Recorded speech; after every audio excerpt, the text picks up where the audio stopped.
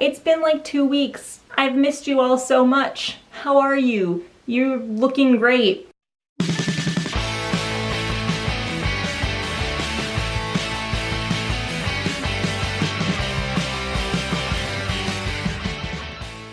Hey everybody, my name is Sam. Welcome back to my channel. I hope you had a lovely Thanksgiving / work weeks / I don't know. The point is, I've missed you all, I love you all, and we've got some stuff to talk about. So today I'm going to be talking to you about the books I read in November. We are doing my November wrap up. Could I have said that in a weirder way? Probably, but we'll never know. I'm actually gonna try to do some stats in this video.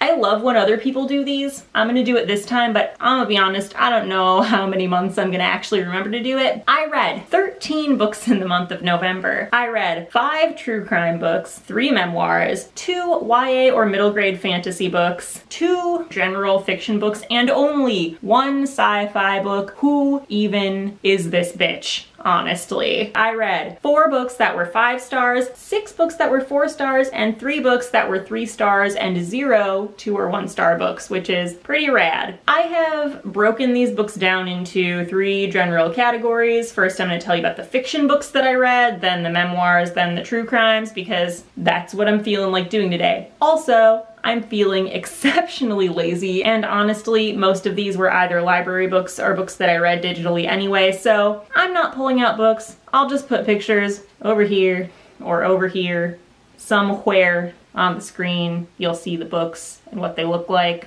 Okay, so first we have Paint It Black by Janet Fitch, which I gave 3 stars. This was a reread for me, and it's not as good as I remember it being. Maybe when I was 23, I had lower standards. I don't know. It was fine. The protagonist was really whiny. I was kind of over it. Next, I have City of Heavenly Fire by Cassandra Clare, which is the last Cassandra Clare book that I will ever have to read. I've talked a lot of shit about Cassandra Clare on this channel. You've heard it, I've heard it, we've all heard it. I've rated most of the books of hers that I've read 2 stars, but the ending of The Infernal Devices I rated 3 stars, and this book, which was the end of The Mortal Instruments, I also rated 3 stars. So I guess all I can say about this one is I didn't hate it as much as I hated the rest of the series, so that's something. Next I have Harry Potter and the Sorcerer's Stone by J.K. Rowling. I just reread the Harry Potter series like last year, and I finished it like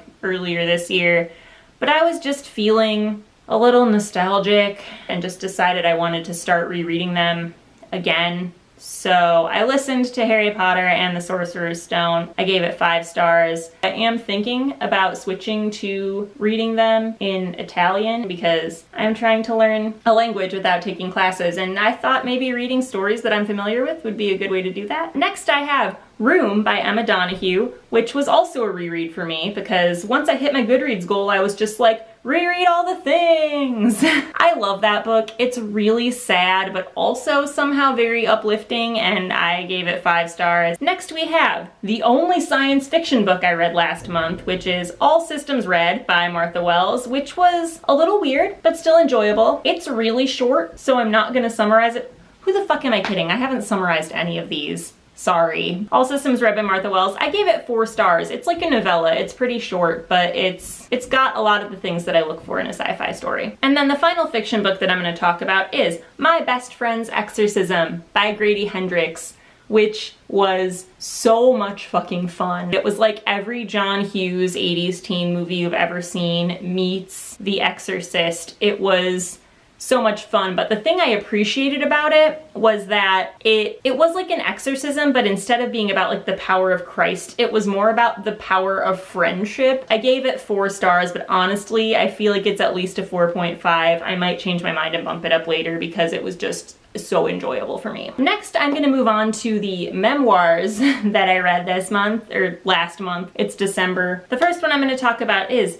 A Mother's Reckoning, Living in the Aftermath of Tragedy by Sue Klebold, who is the mother of one of the Columbine shooters. This book was really interesting because it was the memoir of one of the family members left behind of like the perpetrator of a school shooting and not just the victims. I will warn you if you do decide to pick this up, because I do think it was well written and I do appreciate it for what it was, but it does take the approach of viewing Columbine as a suicide, although she does acknowledge that her son killed a lot of people. I read it right after I read a different book about Columbine, which I'll talk about later in this wrap up, and reading them back to back was kind of an interesting experience. I gave that book 4 stars. Generally speaking, I don't like to give low ratings to people's memoirs, although I kind of did do that, but we'll get to that in a minute. Next, I have Without You, a memoir of love, loss, and the musical Rent by Anthony Rapp, who is a hero among men. I love him so much. Rent is one of my favorite musicals. Anthony Rapp originated the role of Mark Cohen in Rent. This was his story of like being in that musical, how the production and the cast and Jonathan Larson, the writer, changed his life, and also about his personal struggles with like his sexuality and coming out to his family and his relationship with his mother up until her death. I gave that book 5 stars. Apparently I'm summarizing nonfiction, but I didn't summarize the fiction, although most of that's better known, so I guess like whatever. All right, and then the last memoir that I read in November was If I Am Missing or Dead by Janine Ladis, which I gave 3 stars. I said earlier that I don't generally like to give lower ratings to memoirs, and I don't really consider 3 stars a low rating, but I will say this book is not what it's marketed as. It's like marketed as a story about Janine Ladis's younger sister who went missing, but it actually turns out to be a memoir of Janine Ladis's personal relationships, which is also a really heartbreaking story, but it's not what you're expecting to read when you read The Dust Jacket. And so because I think it's just poorly presented, I didn't give it quite as high a rating as I might have if she had just marketed it as her story with mention of her sister. And then finally,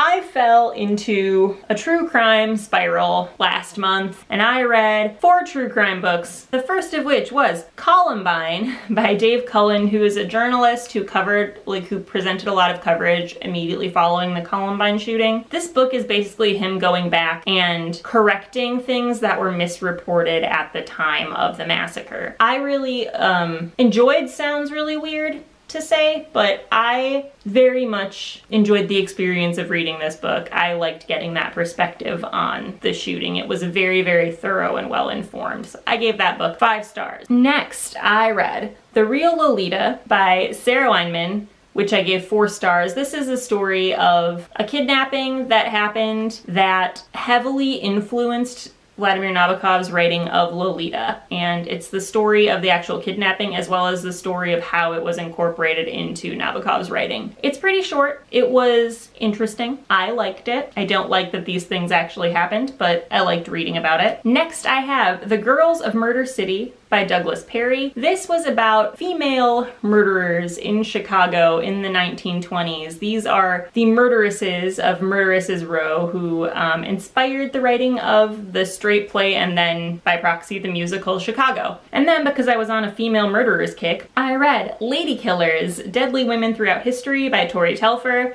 which I gave 4 stars. I mentioned this in my library haul. I really enjoyed this book.